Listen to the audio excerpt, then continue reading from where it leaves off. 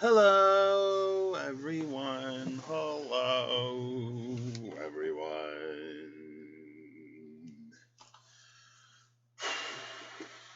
Oh, that's what I was gonna do.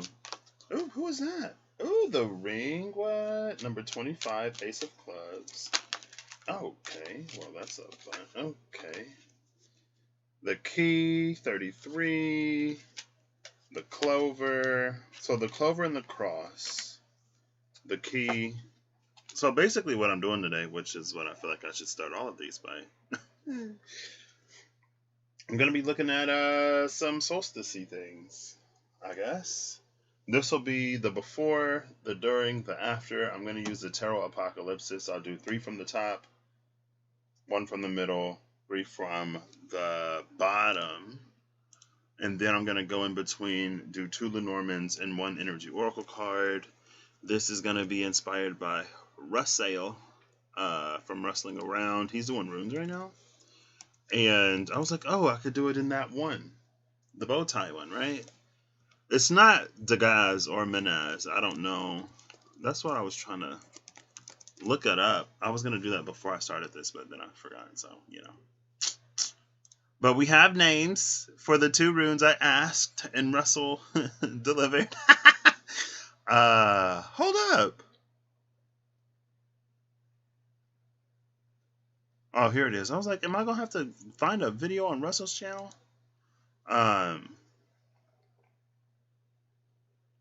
Degas. It is Degas. Okay. So Degas is the one that's the shape I'm going for. 12th and Flursa are the 2 runes that we have names for now. So shout out to Russell for the important work that he's doing, and Reem, Rob, and Cindy. Shout out to the rune team for its root for the rune team. If they don't win, it's a shame. Because humanity needs it. I'm just playing. All right. Who is all this? The Rider, the Sun, the Gentleman, and Flowers. The Rider, the Sun, the Gentleman, and Flowers. That's interesting. Because we have this ring, right? And rings typically speak of commitments. Something blessed by the divine. With the clover and the cross. Oh, hold up. I'm on the wrong screen. I need to look at this real time or I'll get confused. I'll do it this way. There you go. Something blessed by the divine with the clover and cross. Oh my gosh. Now you can get the full effect of how annoying this is. Thank you. That unlocks something beyond just itself. And again, it's like there's something about that. It feels like this is a divine masculine energy coming for meeting. It's reaching its meeting point. Right? Because there was that all of that kind of weird stuff going on between the Hierophant and the Emperor right now. Because as Divine Feminine rises into her power, she'll be met by... Okay. Crossroad number 22. What about the Crossroad? The Crossroad and the Key. 22 and 33. With the dog at the bottom of the deck. 18, 22, 33. 22 is a Tuesday. Right? Yeah, that's this upcoming Tuesday. This is the 4 Tuesday for June.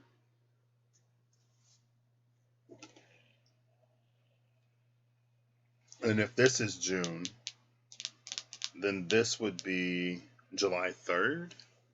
Because there's only 30 days in June. And then the 18th was yesterday.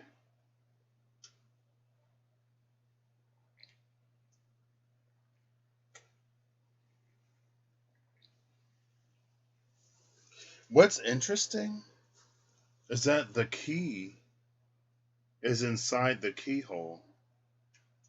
I've never noticed that. I don't know if you can see it. There you go. The key is inside the keyhole. So it's almost like you got to unlock this before you can even unlock this. Or you got to do some 12 plus. Ooh, oh my gosh! Almost bent. Oh, I don't want to destroy these cards. 17, 15, 16. And then 35. Bottom of the deck is the garden, number 20. Unless you can do some time stuff, right?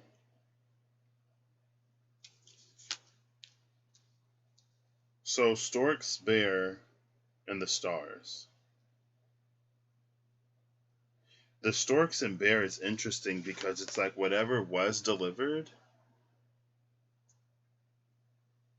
it was delivered dormant.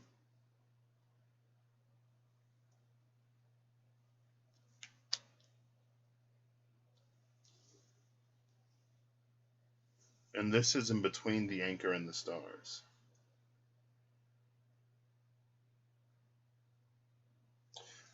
This low key, and I'm probably going to be on this for a minute. I feel like I should pay some kind of like royalties to Russell or something.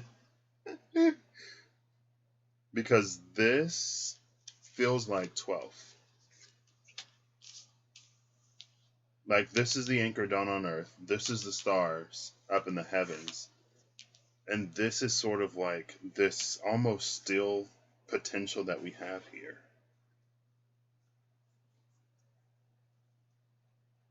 Or there are things that have been birthed in secret.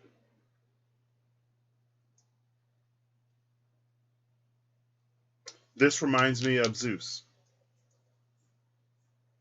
There's a seahorse in this anchor. What? Somebody just had seahorses. Who was it? I don't know. I don't remember. Somebody has some seahorses, though. It reminds me of Zeus. How he was birthed in secret, hidden in the cave until he came of age. So he became of age, and then he freed his brothers and sisters from the belly of Cronus, right? And then they overthrew the Titans. Now, in Norse mythology, the world was made from the body of Ymir, right?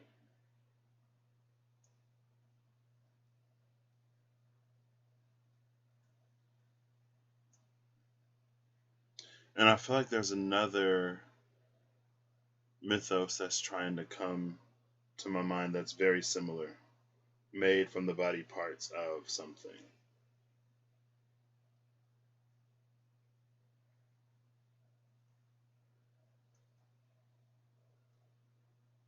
Also, this reminds me of that thing the other day with the Tuesdays, the mystery spot. Yeah, that's why the 22nd and the 30th and stuff like that. The 33rd, 22, 33, all of that. It reminds me of the mystery spot in that. Hey, look, the 20th is here. That's the solstice. It reminds me of that energy of like the root cause of our problems hasn't necessarily yet been discovered. And the solution is possibly already here. But we just don't know that the problem is solved yet. Also, I've never noticed this before because they've never come out together. But that's the same mountain in the back.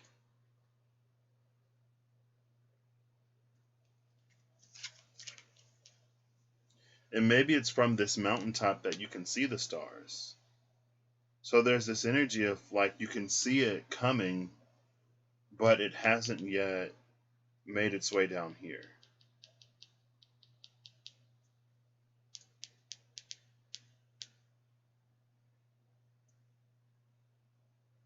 Okay. I'm trying to actually get to, what I'm doing, but I also want to shuffle these before I use them, so. I've been taking lots of naps. Oh, look, the sun and the stars. I'm just like resetting. Call me City. It's rough. I'm still recovering from those triggers. Ooh, not only recovering from triggers, but for what I am being, I guess you could say, initiated into, even though I don't want to necessarily say initiated into, it's going to require more from me. And so I'm in the process of, allowing and surrendering. And I was preparing to do this, and I wanted to make like a bagel and let Chino out and get some water. Also, shout out to the floor for its offerings of grains and water. I was eating a bagel, and I got to the last bit, and it literally snapped in half between my fingers and fell to the floor. And then I lost like 2 grains of rice. And I keep spilling my water. Last night I had a feeling, I was like, I should move the water, because I feel like it's going to tip over for some reason. It's very much so out of the way. But I was like, I feel like it's going to tip over for some reason. I wake up, I get out of bed, I put on my shorts, and my shorts are wet. There's Rod's 11. And I was like, why are my shorts wet? And then the water had fallen over. I was like, oh my gosh. I think I've shuffled these a little bit. I'm going to timestamp Women Holding a Heart with Adjacent Possibilities. Okay. Cornucopia. Number 11. Rods, I don't know what the energy of Rods is, honestly. I think Rods is actually different the Norman decks. When I saw Rods last time, it was this energy of like having what you need to build a house, right? Like the Rods is a log cabin, but we still got to sort of put it all together. And so it does imply a fair amount of work, but we have all the materials that we need. Maybe there's also something about a structure or like a frame, and how things sort of flow into it and then it's completed. And one moment, please.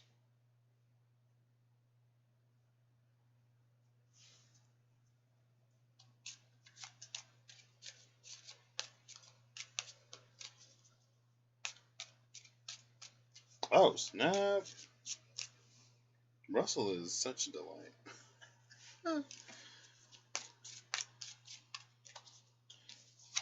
With all tied up, number 23 at the bottom. I don't know where this cough is coming from, so I don't.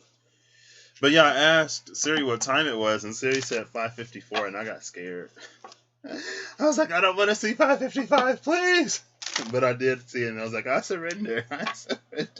Just beat me up. It's fine. Girl, I'm trying to... Ooh, see the sun and Archangel Michael.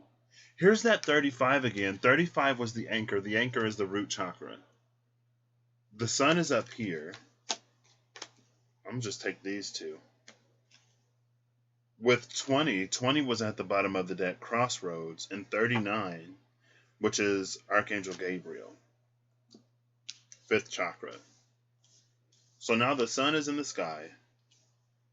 We have Envy in the 5th chakra, and then Michael down below.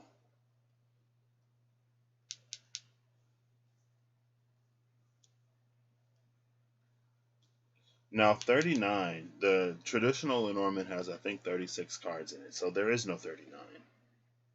But if we break that down, it would go back to the 3, right? Because 37 would be 1, 38 would be 2, 39 would be 3. I think 3 is Clover, but I'm not sure. Actually, I have a document because I had started something else for the Diceology, but I did not finish it. I should probably go back and finish it.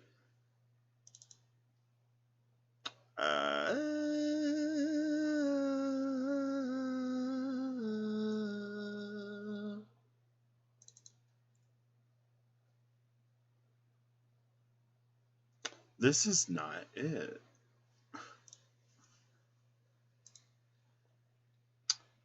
It appears that I am not going to find it because it might be on my surface. It's fine.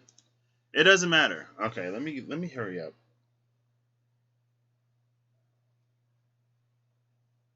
So Archangel Michael is sitting at the base in the root, again holding the energy of the anchor.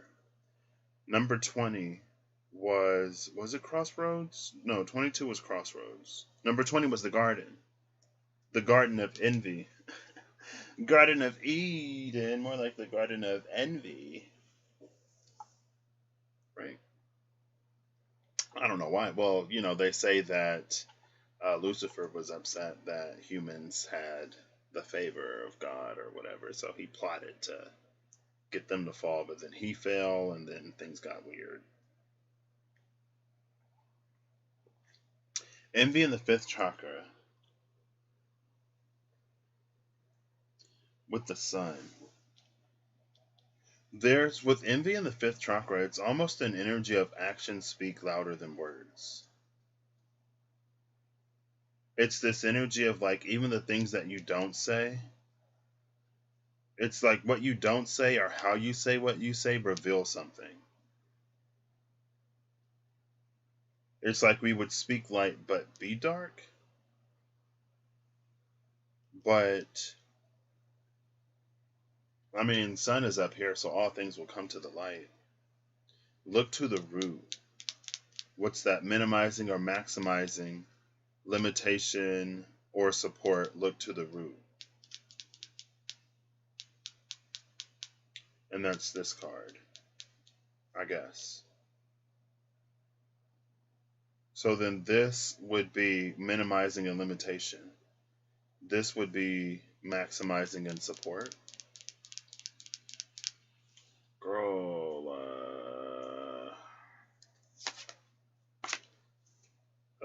the devil coming out for envy. And the Hierophant coming out for... Okay. So just as... Everything is so complicated now. It's fine. Things have been intentionally confusing and misdirecting for a while. So just as the Emperor is reclaiming what is his from the Hierophant within itself is going through a period or through an energy of purification.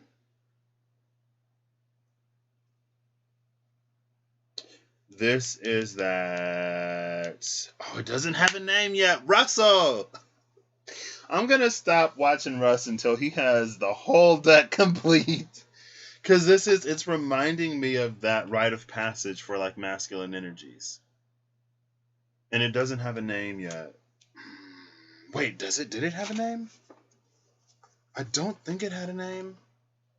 It might have had a name. Hold up, wait. I have the video like literally right here. I want to watch it. I want to see. This is Runebreaker 2, Rustling Around. And I know it was towards the end of the video. How did you get on?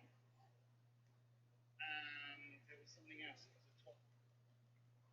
And show you adulthood in the right order so that we adulthood. There's a child. So, and show you 20 is the male one. Diamond. And we need to look at the my beautiful friend Helen. Hello, Helen. Hello, Helen. I don't know you, but Russ said hello, so. That's my own fault for not turning the camera off. Also, my parents are coming back today, so that'll be exciting, I guess. You need to go to the diamond.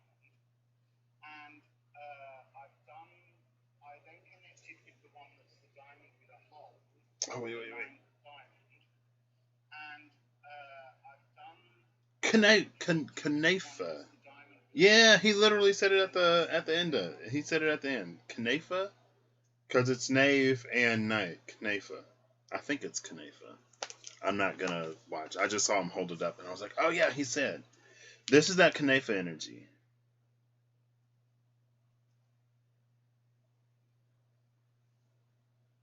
It's interesting though,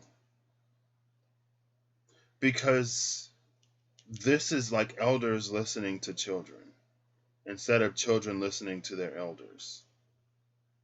And it's like as generation goes by,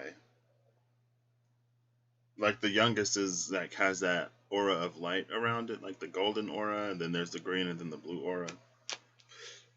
So Hierophant energy itself is going through a space of purification.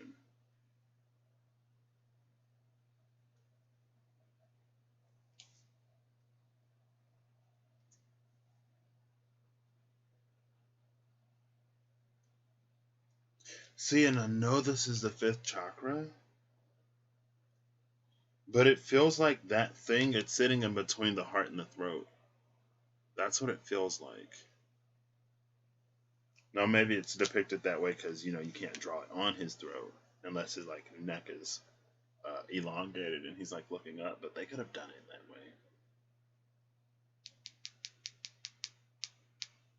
I love that tapping noise. It helps me think. If you don't like it, I will apologize for that. And this pyramid in the back, it's reminding me of the mountain. No, it's not even a pyramid. That's the shape of the whatchamacallit. I guess that's the shadow cutting into the light. The shadow cutting into the light makes me think of like a little pyramid, and it reminds me of the mountain and that stork and the bear. So in stillness, this energy warps and twists, and it is distorted. In stillness, this energy finds enlightenment. Right? Like, look at him in the meditative stance.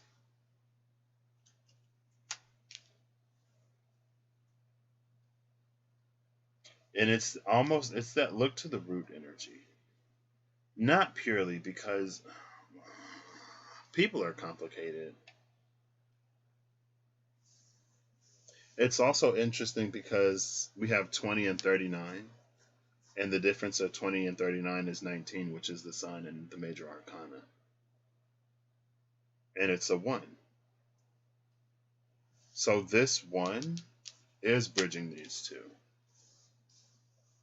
But it's elevated to the space of 19. Because 19 is a 10. 10 reduces to 1. So envy plus the sun equals Archangel Gabriel. I like that because I think that it's a certain... This is a self-awareness that we need. Right? This is an energy, it's like where you don't like somebody and you don't know why.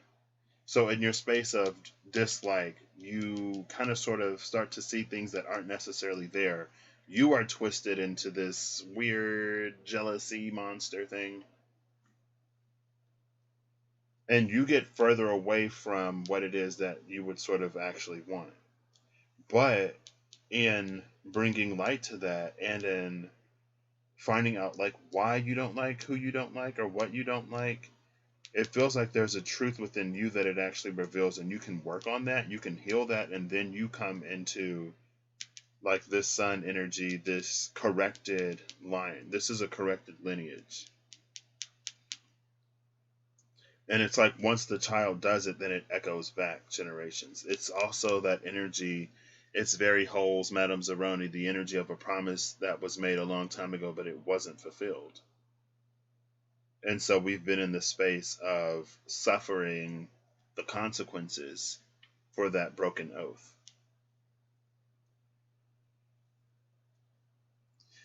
And it feels like Michael is down here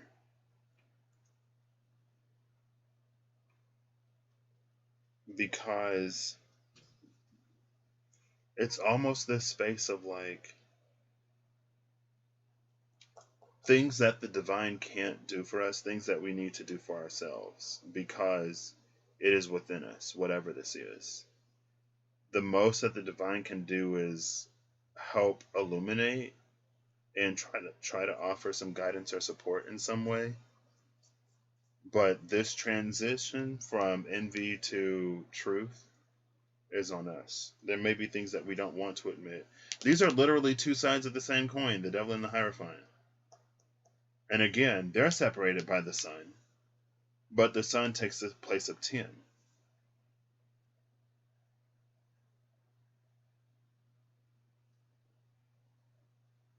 Okay, that wasn't intentional, but is it ever? Oh, look, there's the star, number 17. She's gorgeous. Okay. Oh my gosh, Chino's out there making noise. We're entering that time of the year where Chino gets no peace because people are popping fireworks. And he's just like, what is happening? Ooh, man holding a heart with Michael. Root chakra. Contract with the man holding a heart. I always feel contract in this deck as the fulfillment of something that leads to the rewarding in some other way. Door to personal healing and happiness with community. Also, I had a dream. I talked about, well, I read it yesterday. I don't remember if I talked about the dream. But I've talked about it before with the water park or whatever. And in the dream, I was protected by some guild members. And then literally within the past, 24 hours, it's like, wow, so I haven't been fighting in the dream space by myself. Y'all really be out there fighting too. Shout out. Because sometimes it'd be rough. And I'm like, why do I have to do all of this by myself? But I've also been getting better and better at it because, don't really have a choice. Stress me the freak out in dreams. But it makes me more adaptable and fluid and flexible and creative or whatever. So now I'm going to do my best to pull these.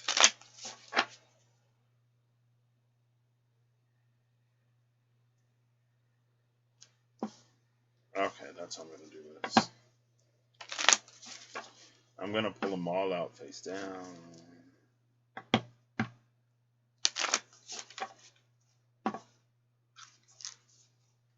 Whoa, who is this?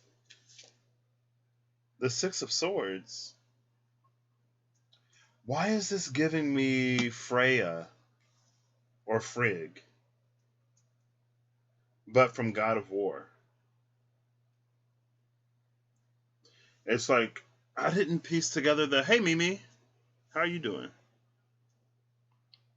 The topic of discussion today is some solstice stuff. I'm doing pretty well. I'm recuperating. I've been sleeping and tired. I didn't piece together the whole lore, but it seems like Frigg was Freya. When Frigg was married to Odin, she was Freya. After Odin got what he wanted from her, he cursed her. He cast her aside and she became Frigg. And it seemed like she gave the gift of immortality to Balder, but Balder didn't want it because it's like he couldn't feel anything. And so he hated her. And I feel like it's that whole storyline in here. It's almost like there's a gift that this divine feminine energy wants to give us, but is in the space of withholding for some reason. Because it doesn't want to, with this, so there are 5 of swords. We see them sort of, I'm assuming, struggling in the boat, and she withholds the 6th sword. It's this energy that challenge and difficulty is a part of life, and it also makes life worth living in some ways.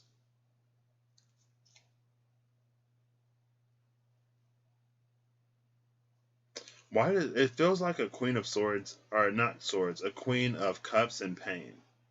It's a queen of cups who's very much so learning that you can't do everything and that, your kids need to grow up, and growing up, sometimes you can't prevent them from experiencing certain things. And if you do, it almost cheats them out of their experience in life. And it almost stunts their growth in some ways. Because it's challenges that they never face, that they never learn to overcome. And so that Queen of Swords is like, oh, I want to do it, but I know I can't. Or that I shouldn't. Oh, snap. Wasn't the Ice Queen in Snow White named Freya too? I have no clue.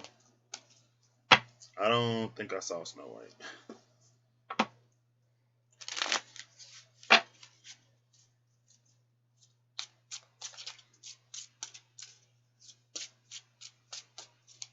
We're almost there. If I can get 3 more with no interruptions.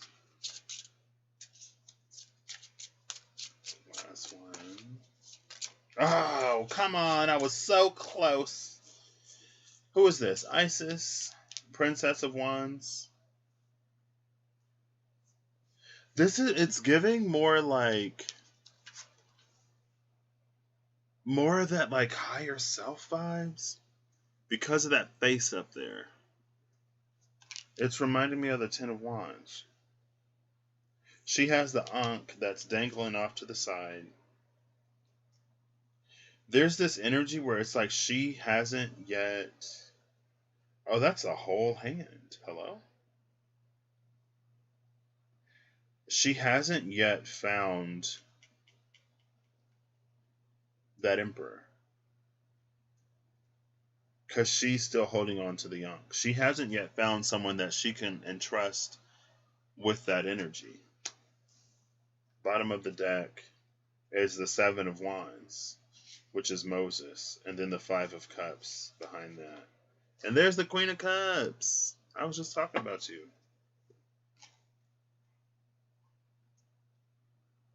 It's almost this energy of like Moses was promising. Moses looked like someone that could have handled this. But then, everything fell apart when he cracked that rock and made a whole show, and then he didn't even get to live to see the promised land. Well, he lived to see it from a distance, but he didn't experience it. That was his punishment. And it reminds me of Philoctetes in Disney's Hercules. Before Hercules comes, and he's like, it's my dream to train a hero that is so great that the gods put him in the stars. And people look at it and they go, hey, it's Phil's boy. And he's like, Achilles, Theseus, Perseus. What do you say? Theseus, Perseus, a lot of yeses. And then he was talking about Achilles and how Achilles he was like, he could jab, he could take a hit, but his heel. And Achilles' heel and Balder, Freya Frigg, it's that same sort of energy. Mistletoe was Balder's Achilles. And, Loki tricked Hod into killing it. So, killing Balder. So. But now I'm low-key like, how did that story really go?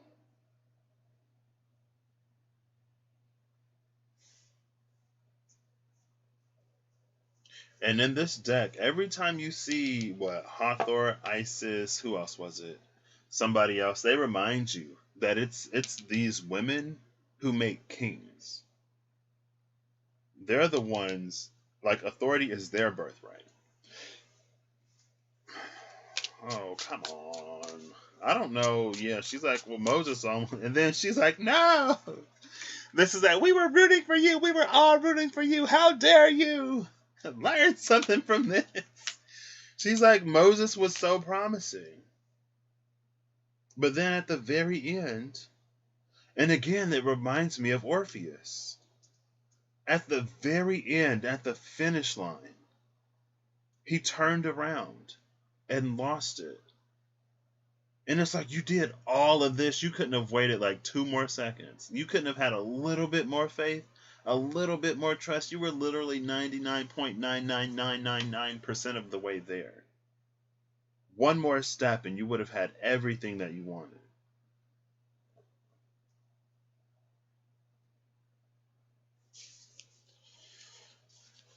I have been around the block before with blockheads just like you. Each and every one a disappointment. It's funny because that song popped into my head last night. I think I was on the way to Red Lobster with my brother, and it popped into my mind. Oh, snap, the sun and the moon at the cut. But, hold up. The sun is in reverse. Look at this. Because I'm looking at it, I'm like, wait, okay. The Princess of Swords, the Three of Swords, all in reverse. See, this is that energy where it's like, either we can be stuck in envy and heartbreak and things like that, or we can like better ourselves. Let's see if anything else is in reverse. Was it just those three? Looks like it. Yeah, those were the only three cards in reverse. I'm glad I saw those, or those would have popped up.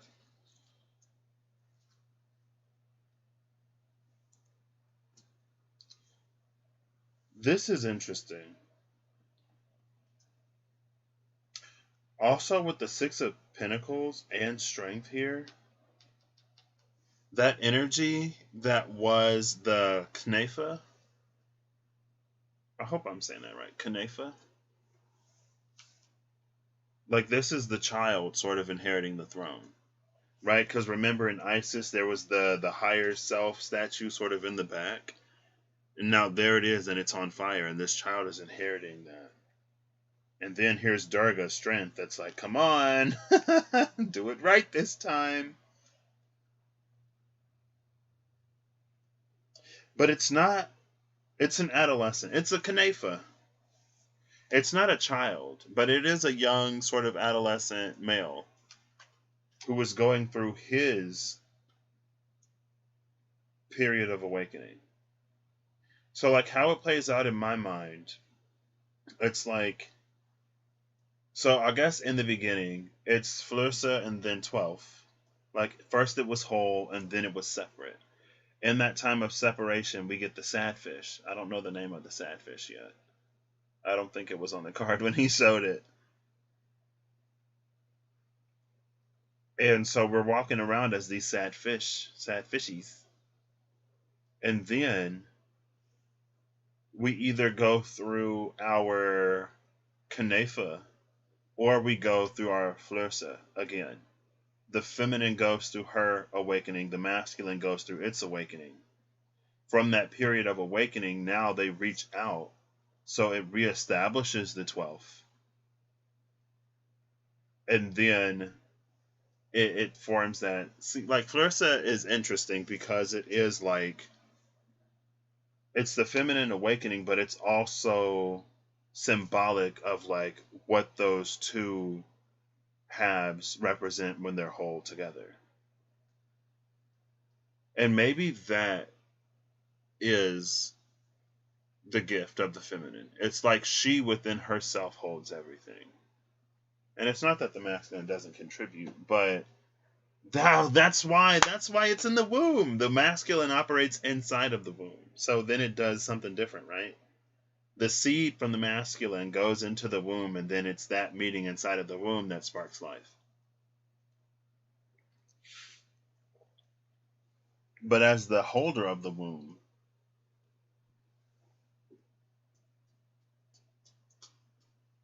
there are certain things that are, oh, look at this. Oh! And then here's the Four of Wands, which is the meeting of the feminine and masculine. So I was like, well, I know that the Six of Pentacles is, so again, like, and this is the masculine, right? The masculine is going through its Knefa awakening, but in a more appealing way, in a way that's more harmonious to Empress, the feminine. So I was like, behind the moon, like what's behind the moon? Behind the moon is the High Priestess. I was like, okay. And then behind the High Priestess is the Emperor. So it's like in a certain spiritual space, in a certain spiritual way, divine masculine energy already exists.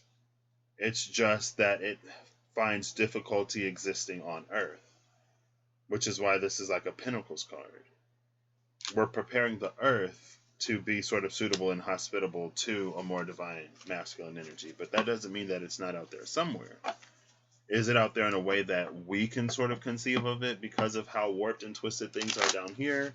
Probably not. It's probably a little further outside of our realm of understanding. But just as the truth of divine feminine energy is coming in, the truth of divine masculine energy will also make itself more present. But Hierophant has to continue to do that thing within itself, and then the Emperor has to continue to pressure the Hierophant to root out and seed out all that weird stuff. Watch all your peoples cross it without you. I'm behind. I don't even remember what that's about. I'm so glad they have names. It's that, if you don't know what I'm talking about, check out Wrestling Around, Runeraker 1 and 2. Ace of Cups with Temperance. Love that energy. And see, Temperance is doing it perfectly. The blood and the spirit come together to form, like, and recreate all of life. And then here's a cup with blood coming out of it in the Ace of Cups. See, but this... okay. This is like the proper alchemization that leads to life. This is a less proper alchemization that just gives you a bloody cup. So, there's a difference between this cup and that little thing down there.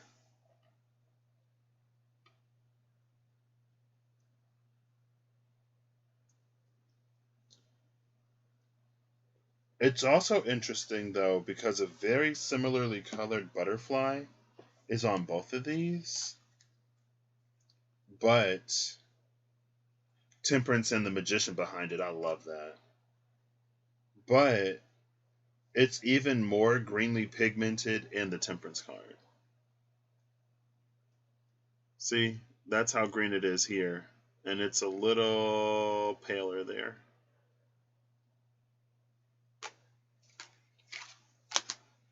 Will I ever get to what this is? When you were talking about Moses. Oh, yeah.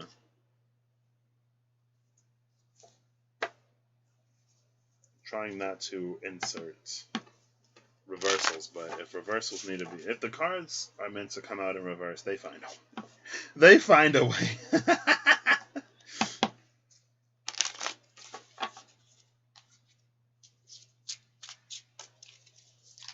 Okay. I was literally at the end, and then Isis popped out. Like, oh no, you're not ready yet. I don't think so. 3. Oh, goodness. It's fine. I'm not in a rush. Ace of Swords with the 3 of Cups. This is my for its root for the Rune team. If they don't win, it's a shame. They'll win. Hold up.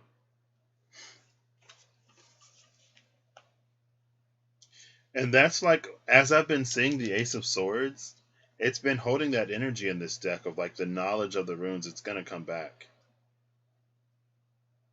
I should not have been surprised that Russell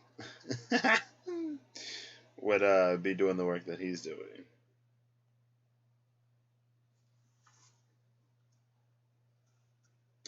For it's 1, 2, 3.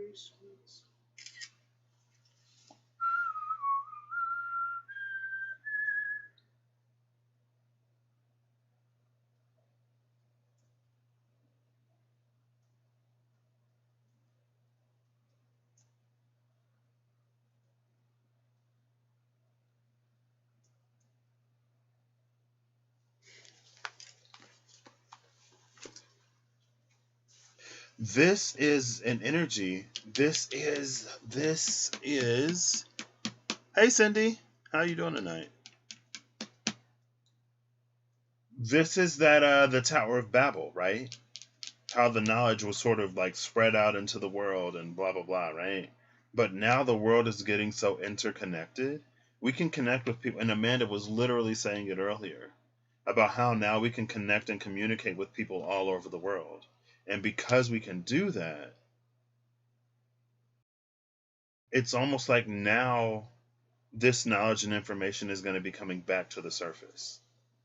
The bottom of the deck is the Chariot. I love that. I'm doing well as well, thank you. Just a little tired. I'm resting and recuperating. Well, I'm supposed to be for tomorrow.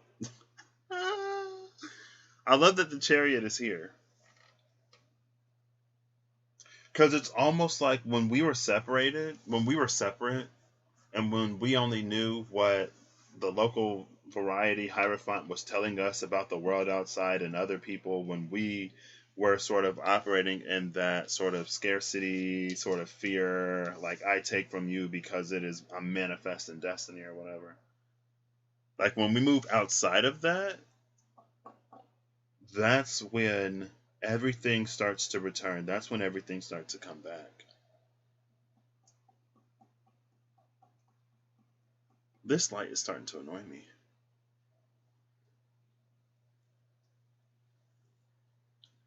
Google Translate comes to mind, that and telepathy. Oh, wow. Have you seen?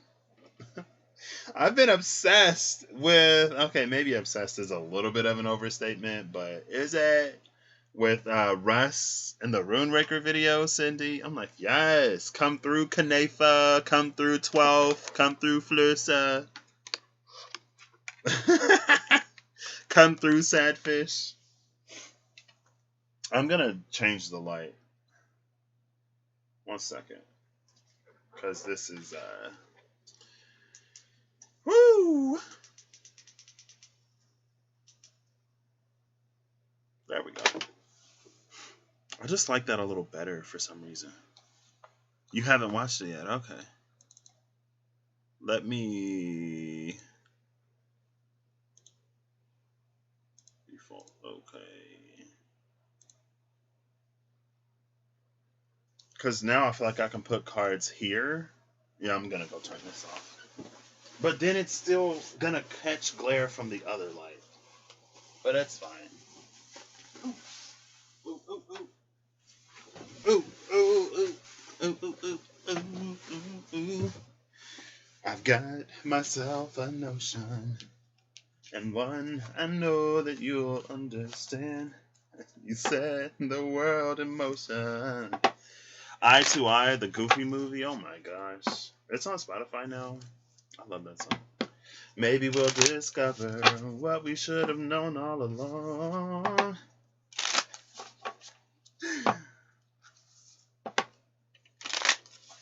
And what's that? If we look into each other's hearts, we'll find we're never too far apart. And maybe that's the reason why, for the first time ever, I'm seeing it eye to eye. Yes! For the first time ever, we're seeing it eye to eye. Dun, dun, dun. Seeing it eye to eye. Seeing it. Oh, come on! Let me get started, please. Oh, snap! Ooh! Ooh! As soon as I start singing eye to eye, look at this. Look at this. Now it's too bright. Now you can't see. Oh, gosh. Look at it. Look at it. The Six of Wands, the Sun, and the Six of Pentacles. This is masculine energy getting itself together. Now in a space of being recognized by feminine energy. Oh, this is not working. Hold on, let me turn this down a little bit.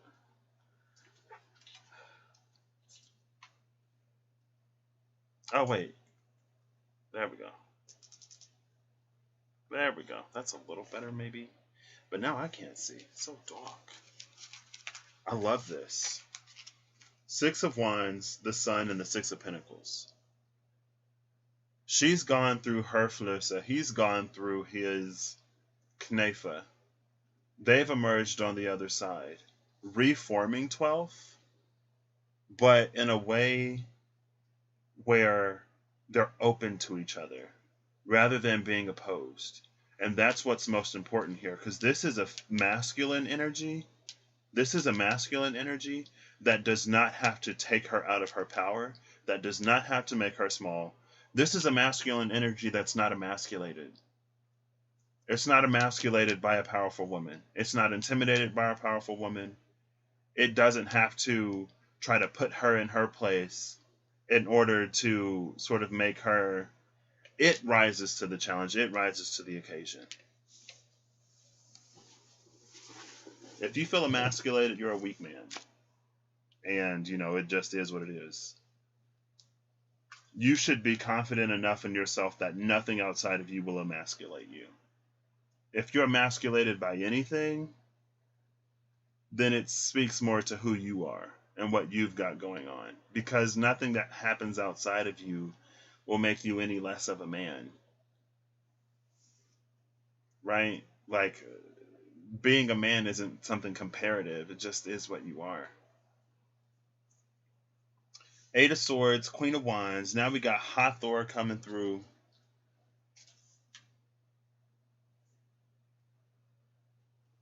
With this Eight of Swords energy. I don't know what that rune is. What I like about this, though, see, with this Queen of Wands, it's a little bit unfortunate that it happens this way. But because, again, oh, look, masculine in a typically coded feminine space, Pentacles, at the 6, being like harmony, right? Feminine in a typically coded masculine space with the Wands, also at the 6, harmony. Which leads to the Sun, and in this deck, the Sun is the Sun beyond the Sun. This is like what, Mithras instead of Helios? Both in balance. And they found balance in like an aspect of the other. But also what, fire is masculine, feminine energy. Earth is feminine, masculine energy. Like this is masculine yin and feminine yang. And then when they come together, this is what, like, all that old toxic masculine garbage, it's tied up now. And she's sitting on her throne like, hey!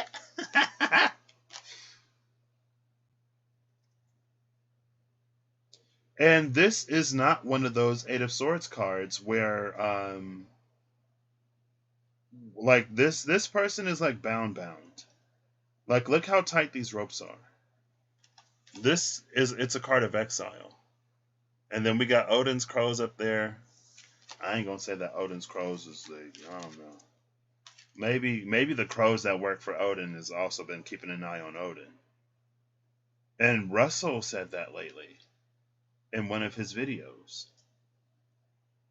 That who did Odin? The Valkyries. It was about the Valkyries. So it had to be in the Thuggin video.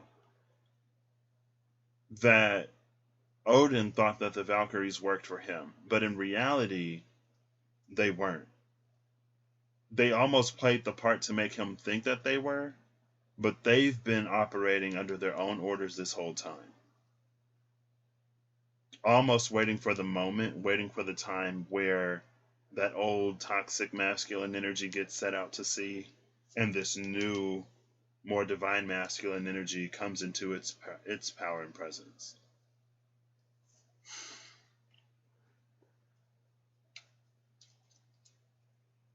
Oh, snap.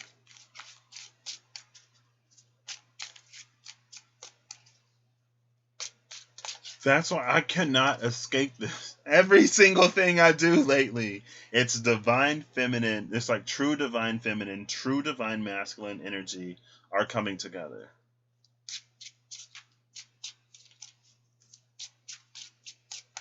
I feel like I need one more card, right?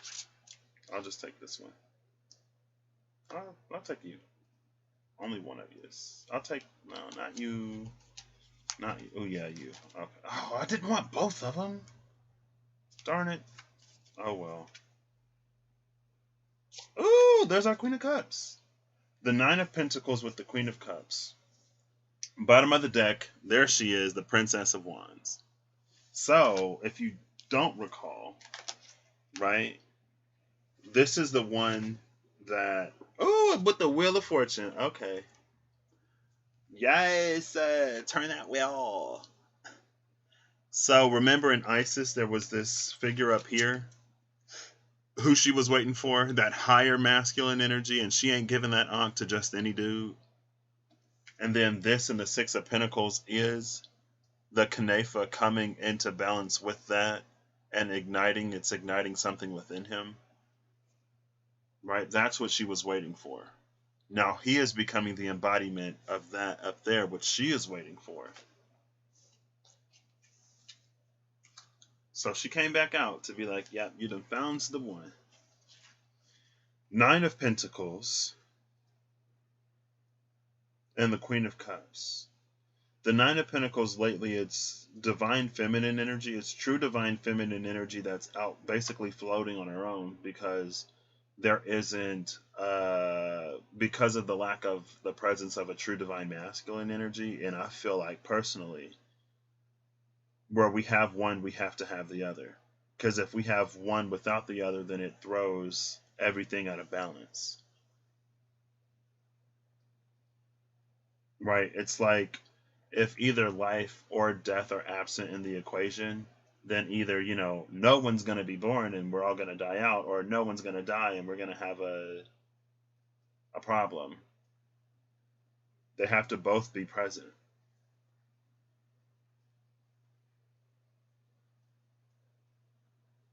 And with this Queen of Cups, I feel like that's the knowing.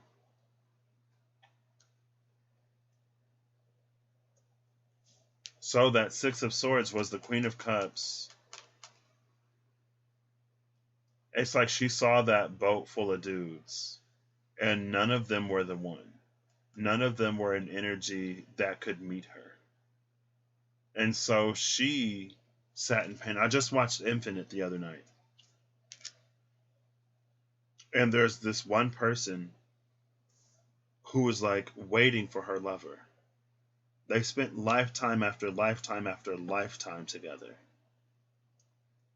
And then he was just sort of gone. That was that Six of Swords. But now we're coming into this energy where the Queen of Cups doesn't have to hold back anymore. Queen of Wands is already on the table. So that's, yin and yang femininity. Whew, I'm going to have to go to the restroom. I'm actually... No! I just put reversals in here! Well, I guess it's happening. Yeah, I did. Oh, I've been trying to be so conscious of it this whole time. It's fine. It's fine. We're just going to keep it up there. Whenever it happens, it's meant to happen, so.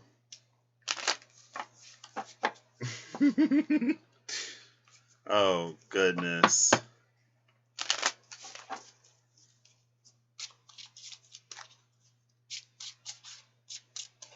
If this, oh my gosh, I don't think it's going to interrupt me anymore.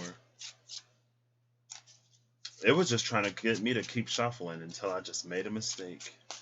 I didn't make a mistake. I did what I was divinely intended to do that I was resisting. So I'm going to go to the restroom real quick, and then I'm going to come back and we'll get into this. And I'm going to timestamp it and everything. So, be right back.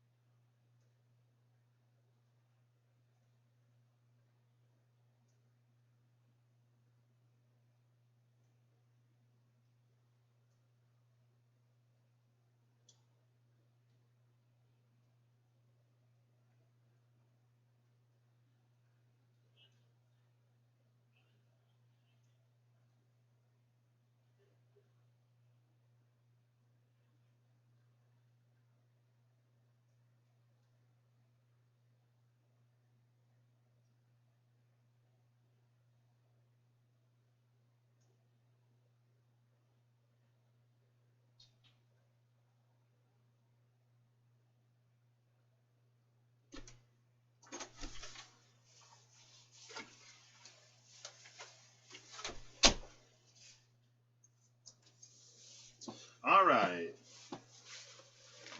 Ooh. Oh, this is so dark. It's so dark in my room. It's fine. Texas born and raised and still here. This is where I spent most of my days. I'm going to say it's been a whole hour. Oh my gosh. Oh my gosh. Introduction. 0 minutes. Oops, those are O's. Those are not zeros. I don't think time works like that. Laying it out. I'll say 1:01 because it'll be about an hour and 1 minute. That's crazy. I don't know. Cindy. That's why I turned the light off because when it starts flickering like crazy, if that's the only light I have in the room, it makes it difficult to see. So, all right. One of these, 2 of these.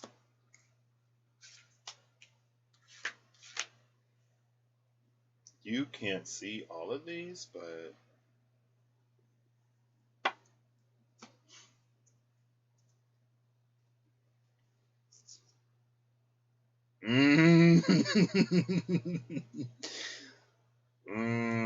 I was only gonna get one, but when I saw that title card in the middle, I couldn't. I knew I had to take it. But I pulled out context. Usually, so I leave the title. If my deck comes with the title card, I leave it in there. The title card is my mind your business, live life and find out. Like you're not meant to know. Even if I told you right now, you still wouldn't understand it. If I told you what this was for, it would actually do more damage because you're meant to discover something in this time, and giving you the answer interrupts that process. Sometimes the High Priestess has all of those same feelings, but this is my STFU card. But I'm actually going to get a little context today because, I don't know. Bottom of the deck is the Empress. I feel like it's distorted. I feel like the colors are distorted. This is... Who are you?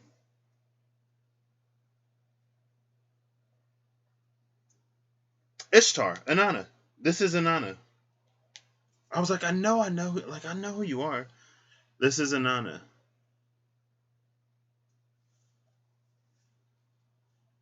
So there's Empress, literally, the star of the show.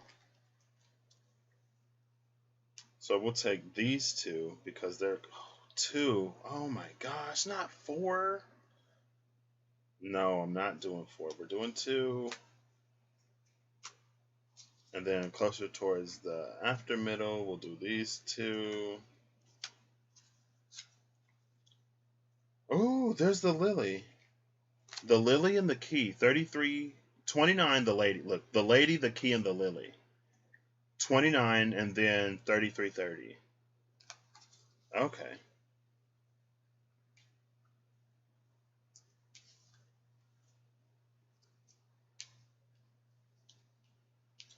I might just move these off the table. I don't have no room. And then, where's the middle? Here's the middle. So we'll do this one here and then this one here. Bottom of the deck over here is Storm Warning, which is a 10. Thank you. I love this. Mind your business. Just mind your business. I know. I have different laughs for different situations. And so when you really get to know me, then if I give a certain type of laugh, then you probably know that I either had a thought or whatever. And one day I was visiting my buddy and I laughed. And he was like, "Oh, I know that laugh. What are you doing over there? What are you thinking?" I was like, "What are you talking about? I'm not thinking about anything." He was like, "No, I know that laugh. That laugh is the..." I was like, "Okay, leave me alone. Leave me alone." I remember one time, and I think she's a Scorpio. So I was like, I don't know how to interact with people sometimes. So if you're wondering why I laugh all the time, I was like, I don't know how to interact with people sometimes, but I know that a laugh is very disarming. And if I don't know what to say in a situation, I just laugh, and then the other person laughs, and then like we move on. And so I used to laugh a lot. And one day, the Scorpio girl, nobody in my life before or since, she was like, "Why are you always laughing?" And I was like, I was so shook. I was like, "No, what do you mean? No one else has noticed. Who are you?" Um, but yeah, she was like, Why do you laugh all the time?" I'm like, "Because I love life. Is it a crime to find enjoyment in life?" All right. Anyway, it's different now. I laugh a lot. You know. For sometimes I do still like if someone says something and I'm just like I don't know how to react to this. I just like laugh. I'm like, okay. All right. So the storm warning, the Empress, and then the lady. Let's do this because I want to see all of these. Oh, the snake lady is Lilith. So the lady, the key, the lily, Empress, and storm warning. The lily came out with the book recently.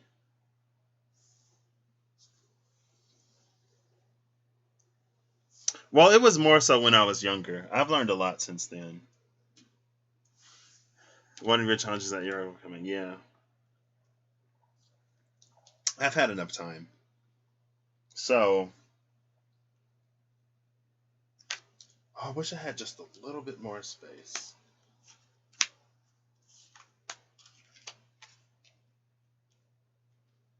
Actually, it's this way.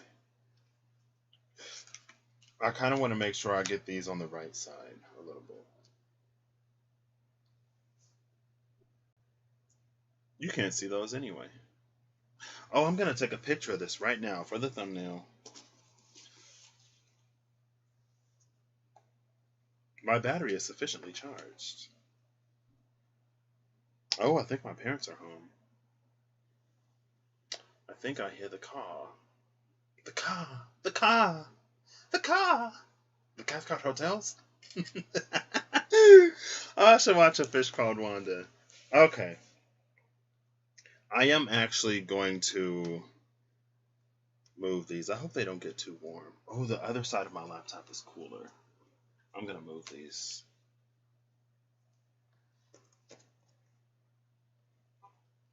Yup, I just heard the car. They're back. So, let's timestamp. I'll say 1:09. Oh, come on. Into the cards. The cards. 1:09:00. Alright. So, what is all the way back here? The Five of Wands in reverse.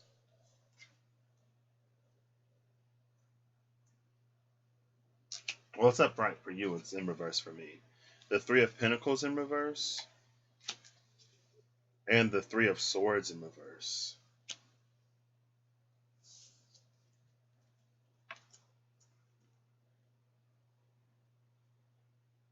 The Three of Swords, the Three of Pentacles, the Five of Wands.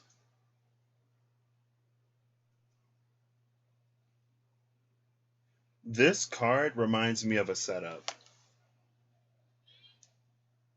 One second, I'm going to go greet my parents. I'll be back.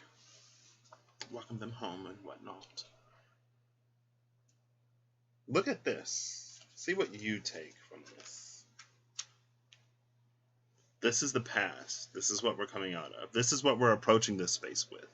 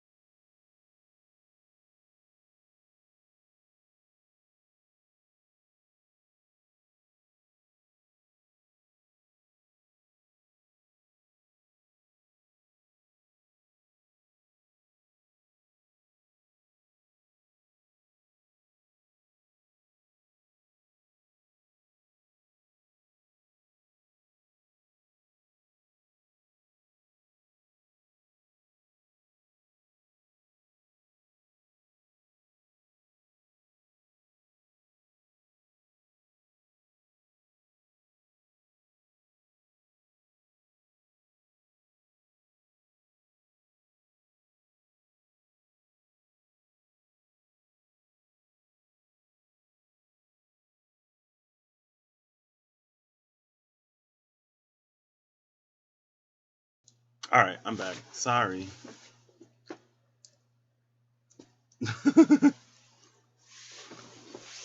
Okay. So the last time I saw this, the Five of Wands was a setup. It's almost like in this space, hippopotamuses are protected, and so they set this hippo up.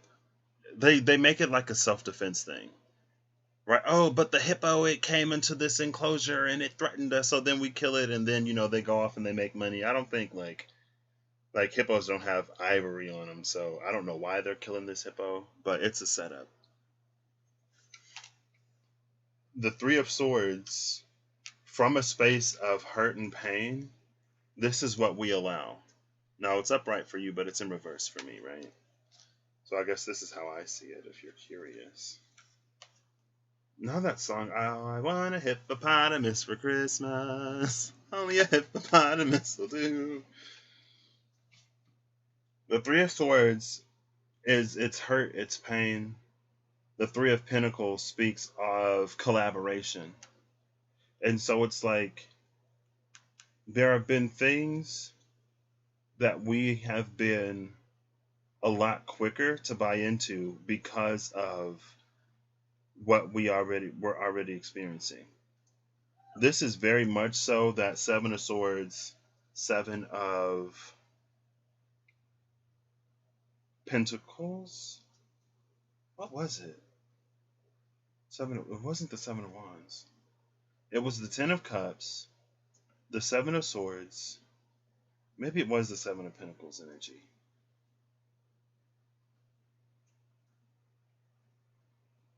This is the system that led us to be okay with toxic masculinity, with the systems that toxic masculinity set forth. This is everything that we were already experiencing inside, to the point where we weren't as bothered. We didn't question it. We didn't challenge it. Right. This clarified by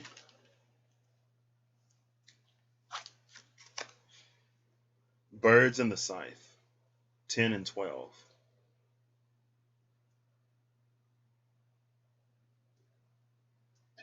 It was like this.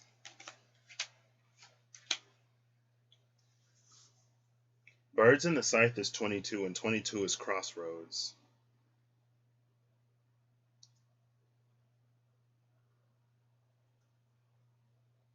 It feels like there's been an energy of decay. This scythe, it feels like this scythe, it cuts things before they're fully matured.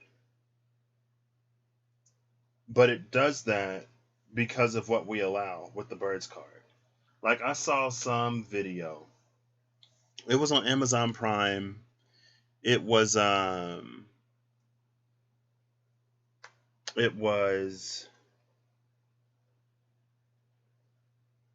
forget the name of it.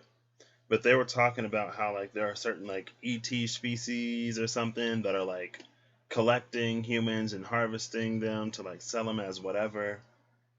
And it's interesting because it's like, for me, it's almost like, well, what is done to us is what we do to ourselves. And so it's that whole argument that some people have. It's like, well, if you're already doing this to yourself, then what's the difference if someone else comes and does it to you?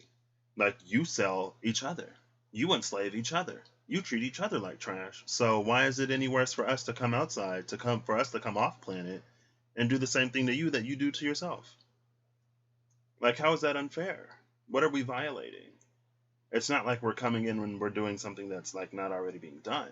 Just because you're on the menu now doesn't all of a sudden make it any more wrong than it was when you weren't on the menu, when you weren't the one directly suffering. And that's what a lot of this breeds. It's like there's so much indifference because we're so wrapped up in whatever we're already going through that when it happens to other people, like, we don't care. But when it happens to us, we feel that we should sort of receive some kind of something. And it's like that's how the scales have been so far offset. That's why justice looks like what justice looks like. It's not any more unjust just because you're at the center of it now. If it wasn't unjust when it was someone else, why would it be any more unjust now that it's you? And the way that laws are structured and the way that history has sort of occurred in this country, especially, because that's the only one I can really speak of, but for a lot of countries, it's like there's that sort of expectation, right? To certain people's, oh, that's it just happens, right? You shouldn't have done this, you shouldn't have done that, you should have been blah blah blah blah blah. But when it's you, it's like, oh, this is unfair. You're supposed to protect me. I'm not this, baby.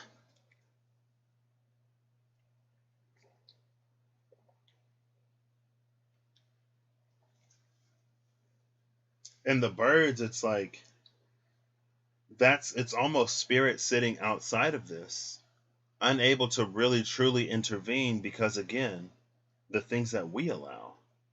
This is what the Seven of Pentacles, Seven of Diamonds with the birds, the Jack of Diamonds here. That's why we continue to experience this sort of infantile earthen energy. That's why Gaia hasn't really evolved. Which is why we're sitting in the space of going through our, oh, come on, Knefas and our Flusas. Flusa, Knefa.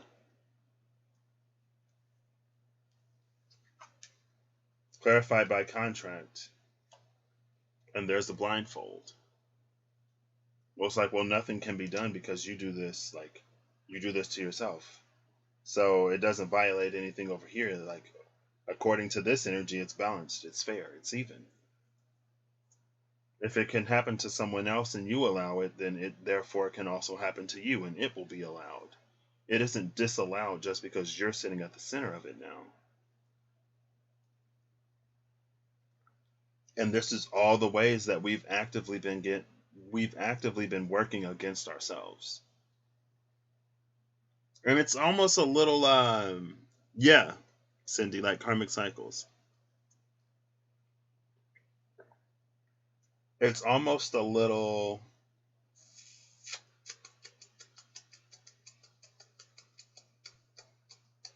I lost it.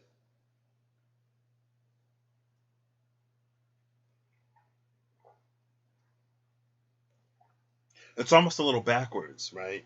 You would think by furthering yourself and putting more into yourself, you'd actually be benefiting yourself. But through your indifference at the suffering of others, as you do that, you actually set yourself further back. You set the scales of justice in your own life. You make it permissible to then happen to you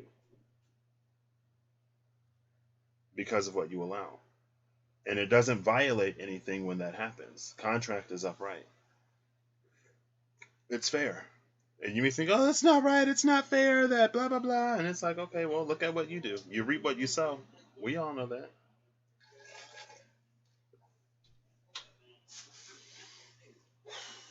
So this is taking us into Prince of Cups with this mystery card and the wheel in reverse. The one card that's upright, it's the Prince of Cups. I feel like the wheel being in reverse while the Prince of Cups is upright, this feels like a different cycle.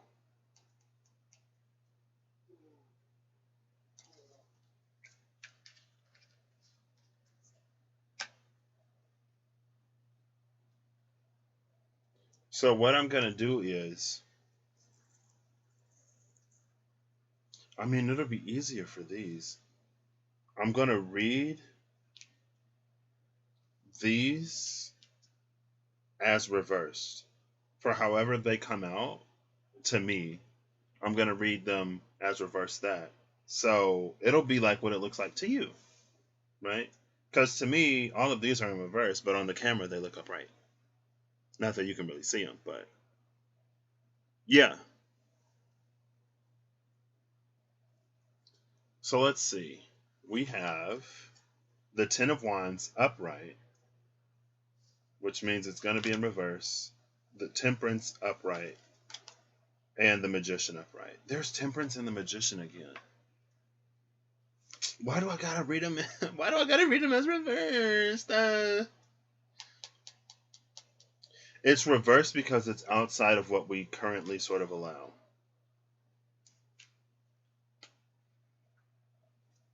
And look, again, here's that Ten of Wands energy.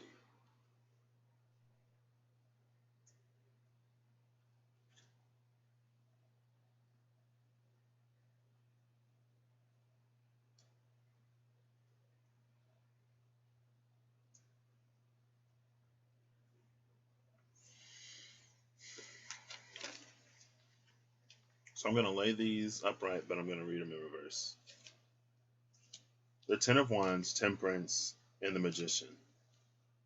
What's interesting about this, 10, 10, 1, which we can expand into a 10. 10, 10, 10. With Temperance in between them. Which is a 5, which is half of 10. Two halves make a whole, right? Why do I want to keep saying lefse?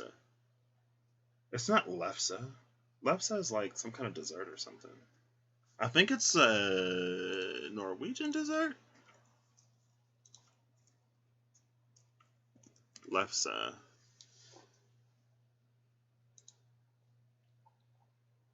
Yeah, it's a Norwegian. It's not a dessert, but it's a Norwegian dish. Is lefse Norwegian or Swedish? Traditional soft Norwegian flatbread. There you go. Norwegian flatbread, lefse. I see 1010 a lot.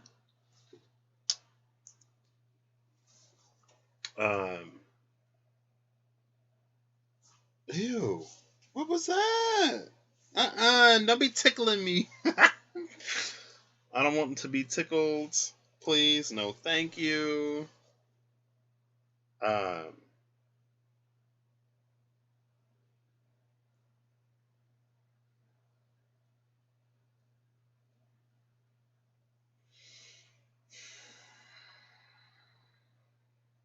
just going to flip all these over. Cornucopia. I saw cornucopia earlier. Look, there's an 11.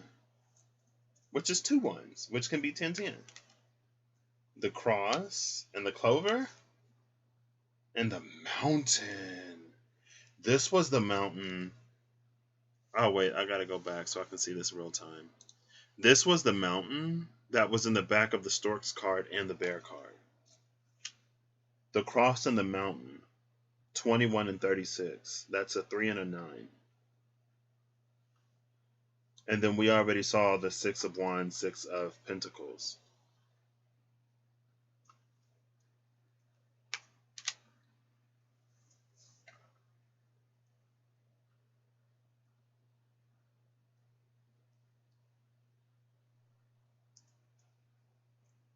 See, I was already feeling an energy of responsibility with that 10 of Wands.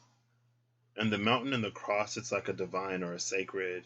This is 8 of clubs, 6 of clubs, which is 14 clubs, which is temperance, but it's temperance in the element of fire for me corresponding to the soul. And so it's almost this like who we have to be, the life that we have to live to embody who we are on a more soul level. Because everything we've been operating in over here, it's not necessarily that. It's very earthy over here. Very scarce, very focused on the external.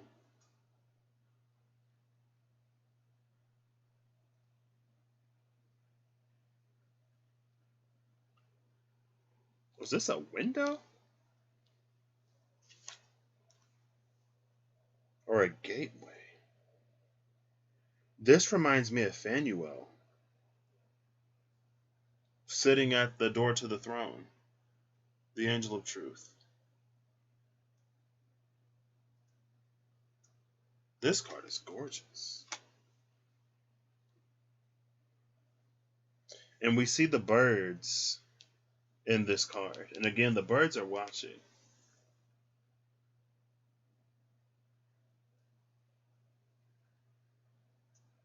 And that came out, what was the card? In the Eight of Swords.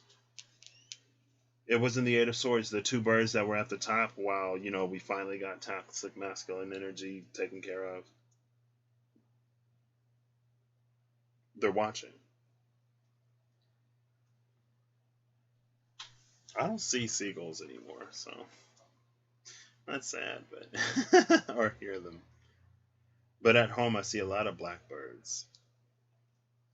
I saw two of them in the front yard the other day. They were just like walking around. I was like, okay.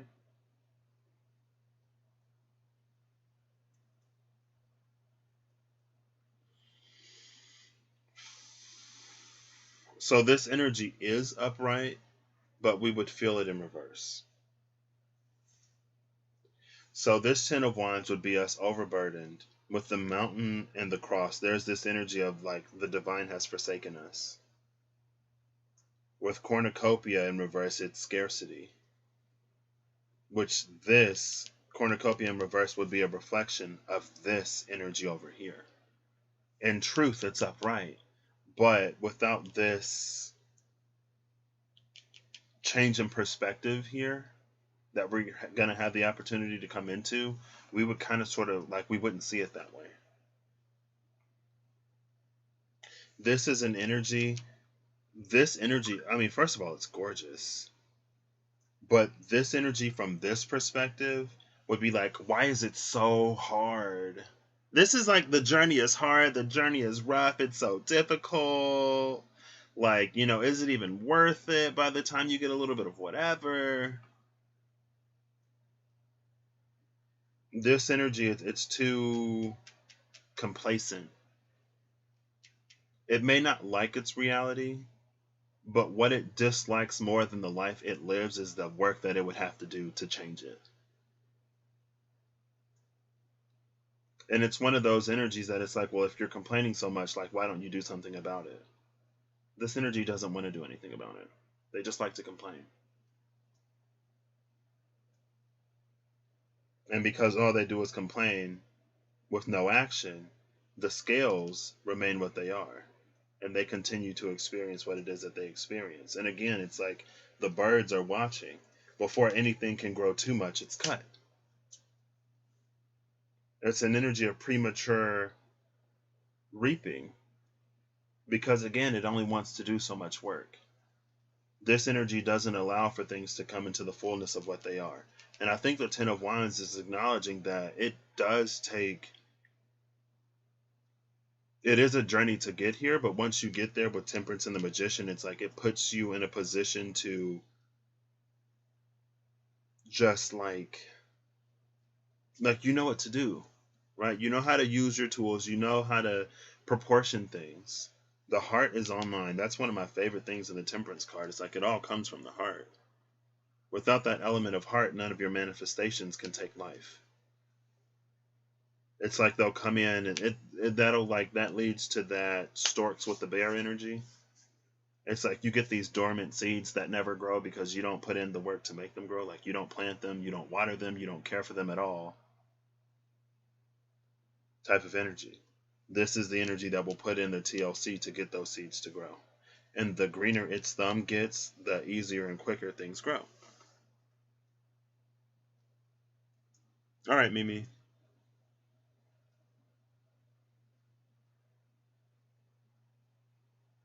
And that's why the Empress is here. I mean, the Empress is all about getting things to grow. It's all about putting in the work. It's nurturing, it's caring, it's compassionate. It does it.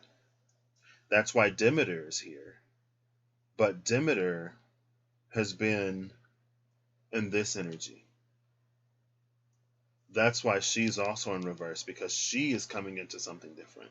Old Demeter, it's like Persephone would leave and the whole world would be on pause for like half of the year, right? Now we did what we needed to do, right? We adapted. Now we have seasons and agriculture becomes a thing.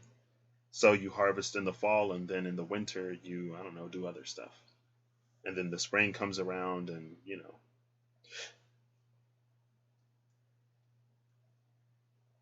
And so there were things that Demeter needed to work through within herself Because it's almost like if she would have allowed for the world to continue to suffer because she missed her daughter, then it wouldn't do anything to get her out of that space. She's had to go through her own journey to be okay with letting her daughter go. And then to discover what life has to offer her now. It goes back to that like Mother's Day reading, where it's like some women can identify as a parent or as a mother so much that it's like after their children are grown, then it's like they don't know what to do. It's like without someone to take care of, like who are you outside of just a mother? Because no one is just anything. So you're not just someone's wife. You're not just someone's mother. Like you're your own person. You're a whole person. So like what is the rest of you like? So she had to find out who she is outside of the mother of Persephone. Because it's like, oh well, when Persephone's here, I'm a mother. And I'm good at being a mother. I'm good at being a mom. I know what to do. I know how to take care of things.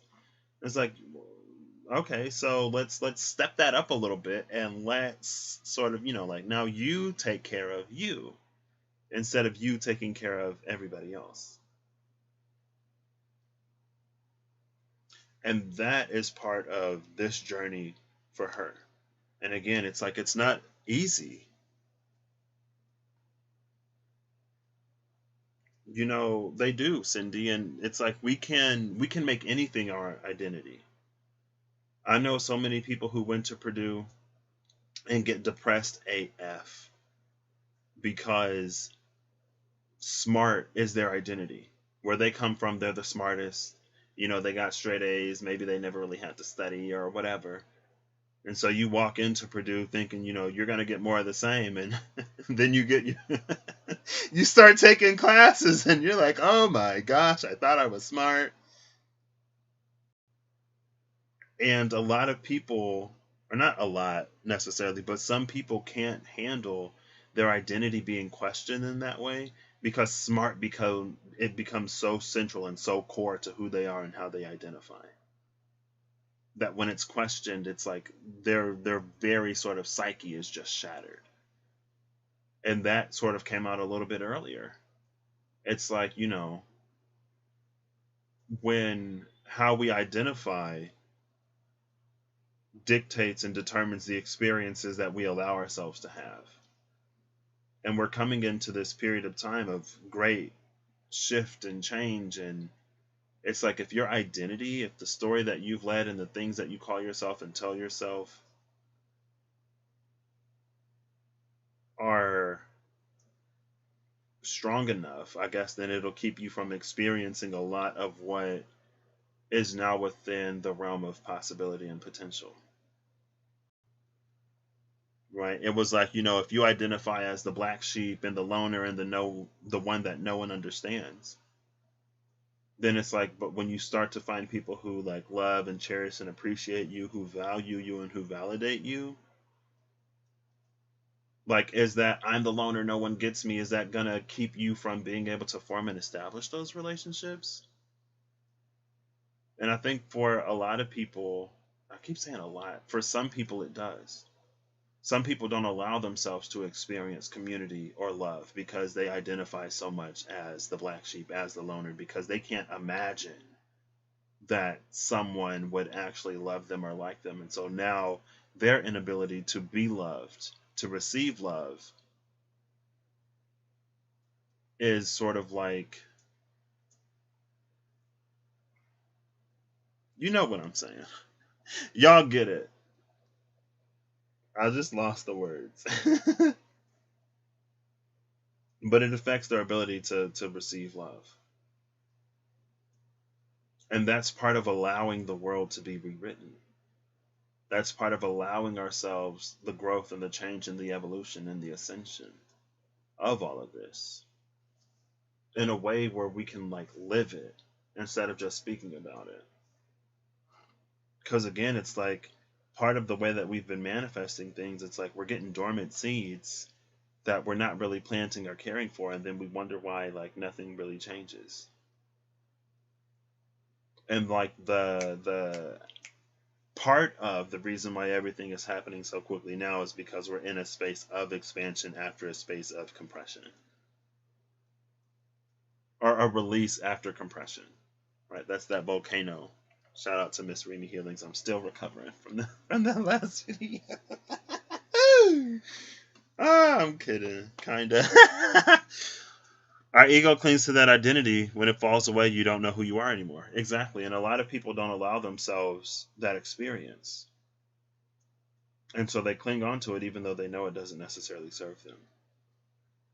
So all of this energy, it is upright, but it's not something that this space allows for. All of these came out in reverse. All of these came out upright. This is that 12th. This is that 12th energy. Again, shout out to Rest. When they face away from each other rather than facing each other and facilitating connection, right?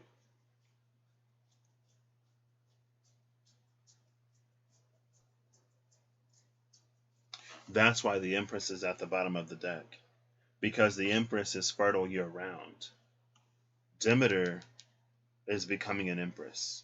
She's becoming a more major goddess because she's not going to allow the absence of her daughter to get her to forsake the rest of who she is.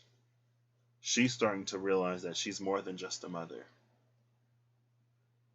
Now, like, I don't think we're gonna stop experiencing seasons on Earth, but I know Reem also got that at some point. Maybe it was Gate 2, the Gate of Harvest? I don't remember.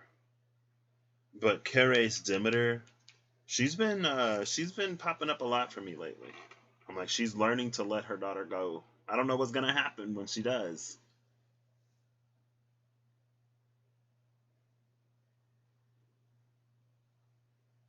And that's a 13.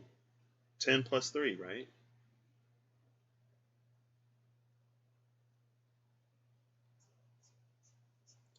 I think the challenges and difficulties that we go through is going to help us alchemize things. Because it's almost like on Earth, everything that has light has shadow.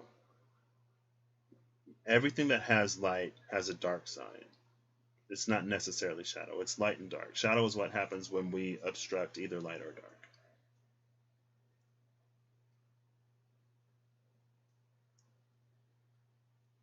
Oh, snap, I've never even noticed her. I've never even noticed her. That's why I'm supposed to look at this in reverse. Girl, I didn't even see you. Hello?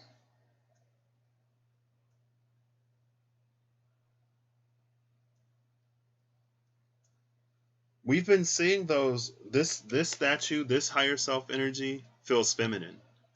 A lot of the other ones feel masculine. But again, it's like, as masculine energy becomes more divine, then feminine energy will become more divine. In a way of substance. Like everything today, I can't even remember what I did earlier now. Usually I remember and I'm pretty good, but I'm pretty good at remembering, but it's about substance. This has substance. It's more than just words. It's more than like, you get your plant sprouts.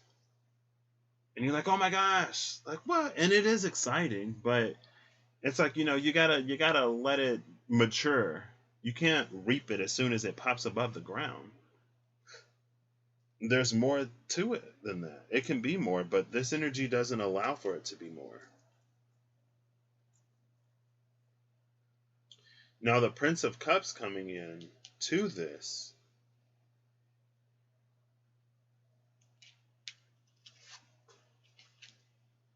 This is a breakdown, right? So in the Ace of Cups, the cup was bloody. In the Prince of Cups, it's clean. So something within the Suit of Cups has to be made clean, has to be transformed. This is Cupid. This is like new love, a new infatuation, a new appreciation, seeing something with like heart eyes for the first time.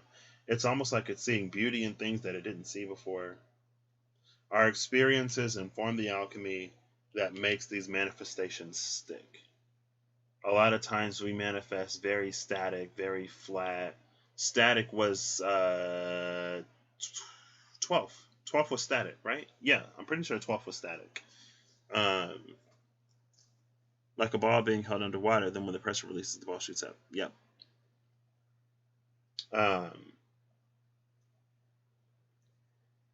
A lot of times what we manifest is static, and we live in a dynamic reality. And so it struggles to find a place here. It struggles to take root. If we're manifesting something, it has to take root and grow. But a lot of, toxic masculine energy down here has been the same for how long? And so a lot of times when we create, it's like if we want to create something that's meant to last, it's like we create something that's like rigid instead of creating things that are fluid, that will grow and change and evolve as the times change. But old masculine energy has had so much control that it looks like that which is the most successful is the most rigid and stagnant because it limits growth and projection. I guess projection. Growth, projection, and expansion. It's like when it sets the rules for the game, then it determines who wins and who loses. And then it's like instead of us being connected to the truth that resides within us, we get really, really good at the game. But the game is designed to get you away from that truth. Because again, it's like if you had it, you wouldn't really need the Hierophant. And the Hierophant will always have a place in the majors. But it won't be this overly inflated thing that it is now. The Hierophant kind of, sort of, for a lot of people, controls everything.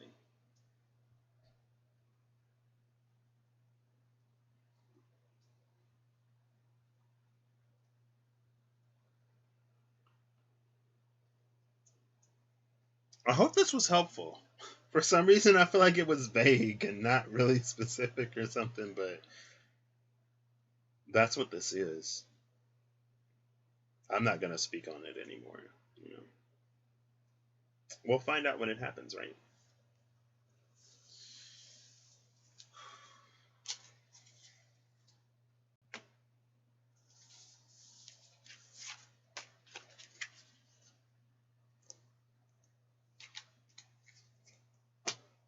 So I am going to get final messages from these. I might as well timestamp that. 1:46. So that was about 46 minutes, I guess. Oh, that was a little less. Like 35.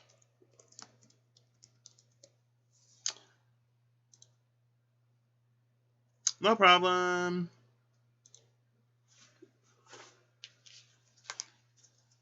And that's one of the things that within the past, 2 to 3 years, I've noticed, just like in real life, the person who controls the narrative controls so much. And storytelling was one of the ways that we really learned back in the day. That's how we grew. And it's like, well, who's telling the stories now?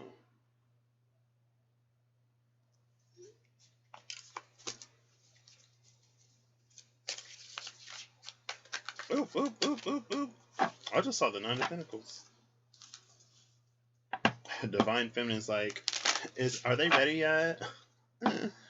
Is the space ready yet? So shout out to the workers doing the work, and the healers doing the healing, and the people who are doing the evolving and the changing and the questioning. And it's like everybody, a lot of people are in positions to question a lot of stuff, especially after last year. We got to see in different ways how broken certain systems really were, how much they really don't serve, and how we've been lied to in some ways. I ain't gonna say who was lying about what, because that ain't for me. That's outside the scope of this reading. But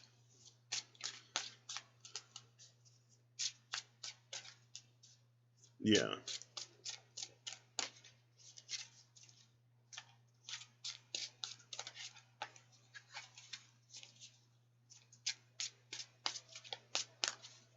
That's why, like, honestly, for a minute, like the whole, and I don't resonate as an indigo child,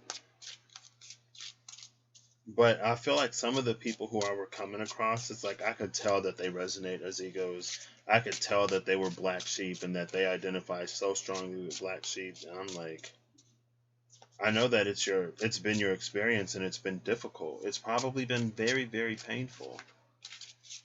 But it's like when it gets to the point where it kind of sort of starts to work against us, and I can't say that it worked against anyone. But it's like there are certain changes that it's almost refused. It almost seemed like there were certain things that we were asking for that we were receiving, but then in the receiving of it, it calls into question our identity. Like, y'all just rebel against anything. Even if it's what you want, you'd still rebel against it because that's what you are. You're a rebel. Doesn't matter if it's good, doesn't matter if it's bad, doesn't matter if it's just or unjust. You're a rebel. You're going to rebel. You're going to fight the system. Doesn't matter if the system shifts for the better. Doesn't matter if the system was perfectly utopian like your Galactic Federation of Light or whatever. If that were down here, you'd be fighting it. Because that's what you do. And we need to be better than that. We need to be more than that. Not better, not worse, more. We need to allow ourselves the opportunity and the chance to fully develop. Especially outside of our hurt and our pain. Six of Swords, Ace of Pentacles, Two of Wands in reverse.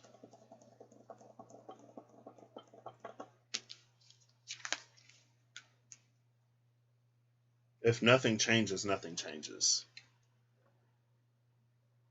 Divine Feminine will keep withholding. You know, Earth will still be what it is, and, you know.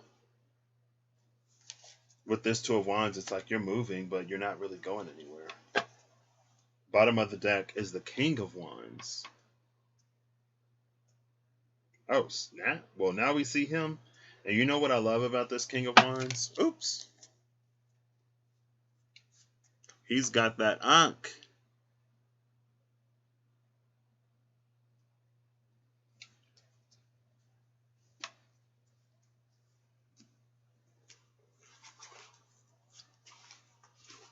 See, the Queen of Wands, she done found somebody.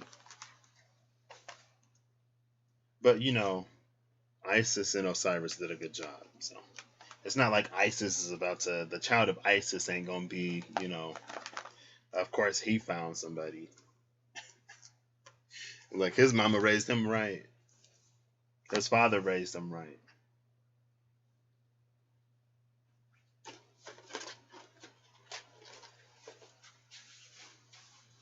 I can't see anything. Hey Siri, turn on lamp. Okay, the lamp is on. Thank you. Where'd I put the box? I gotta go. Here are these two boxes. Come on. Where did I put it? Oops.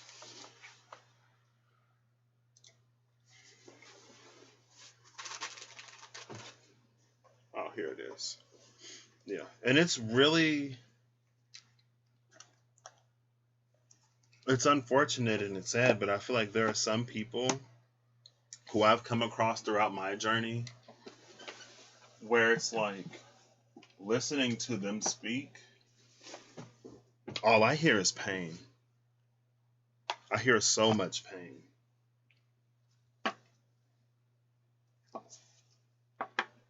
Which is why I'm like, you know, if we don't face it, we just continue to live it out. We just continue to allow it to determine our experience. Appreciation. With cornucopia at the bottom of the deck. I mean, give me some cornucopia and I'll appreciate. I appreciate what I got now, so give me cornucopia, please. I'm just playing.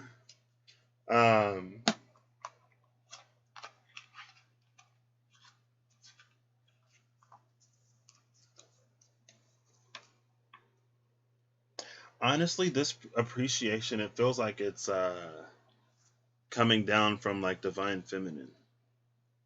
This is spirit in appreciation to the service of those who are out there doing work. And even when we're hurt, we can still help. We can still heal. Right? So it's not to completely invalidate or to even partially invalidate what someone else is doing and how, it's not for that reason. It's not for that purpose. When I talk, I don't talk for stuff like that. Right? That's not what I'm speaking to. If you take it that way, then I guess it's taken that way. But I still appreciate those people because they're speaking to someone, right? Who is also hurt. I guess my one fear for some people, it's almost like magicians. It's almost like musicians. Oh my gosh, hold up. It's like, do you keep yourself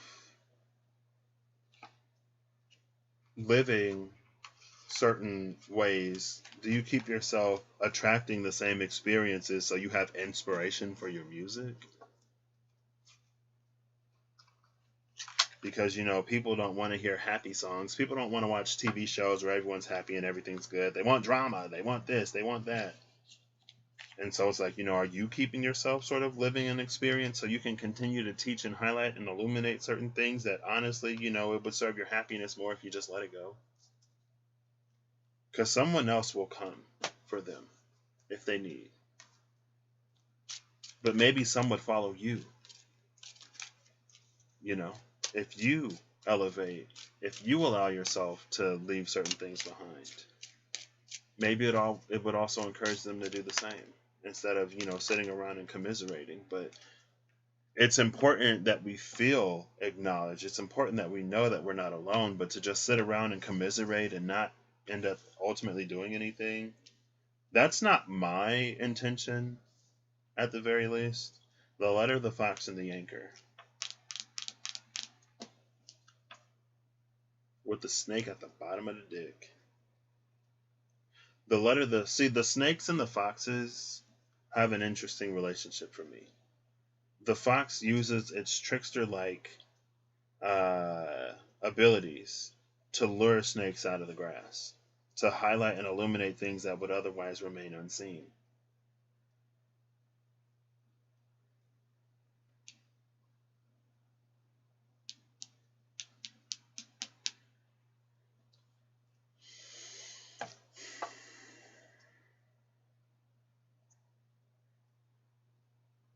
Honestly, I'm going to leave this for you.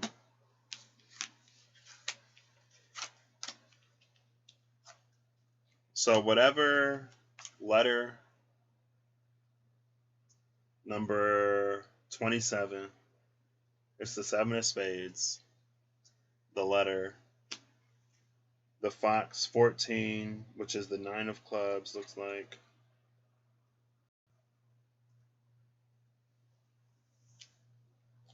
And the anchor, number 35, which is the 9 of spades.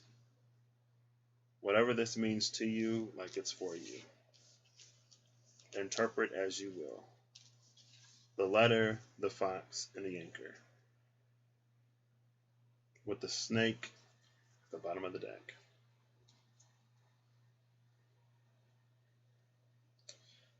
So with all that being said, I hope you have a good whatever whenever you see this. I hope you're acting in alignment to make all that you wish to experience your reality. All the best as we navigate these times of change and transition. May we do whatever it is that we need to do to experience the beauty and the bounty and the glory of everything that's coming. Because it reminds me of what I was saying in February of last year. It was this energy. I don't know if it's come to pass yet, but it's like there was this energy of opportunity. But it's opportunity that's the result of growth. And there are things that each of us already know we're supposed to do. We look for confirmation, we look for someone to distract us in some other way. But it felt like if you don't get this thing, if this opportunity passes you by, like you are going to know beyond the shadow of a doubt that you are the reason why it didn't work. You are the person who sabotaged this. You are the person who let this go by. You can blame other people, and some people will. But deep down, you'll know that it was you. And I don't want anybody to feel like that. So in this time space now, like just go ahead and do the things that you already know that you're supposed to do. That what you're already guided to do, stop looking for someone to tell you something different. Just do it. No problem. I'll catch y'all later. I hope you're acting in alignment to make all that you wish to experience your reality. Emphasis on act. Emphasis on alignment. And I will catch y'all when I catch y'all. I'm going to try to go dark tomorrow. But we'll see.